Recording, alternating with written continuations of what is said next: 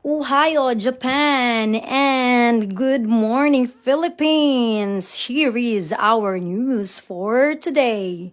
Alam nyo ba na-expose or pinakita yung biko natin at mga kakanin natin galing Pilipinas? Ayan si ate, nagpipiknik sila sa park. At na-interview sila kung ano daw yung baon nila, kaya pinakita nila yung puto cheese, bihon, at saka biko. Tapos na-intriga sila sa kung anong lasa ng biko, kaya nilutuan ni ate yung mga reporters ng biko. Ayan, yung pagluto ng biko.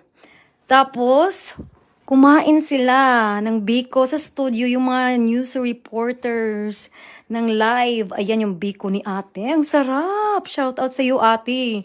Go Philippines! Biko! Biko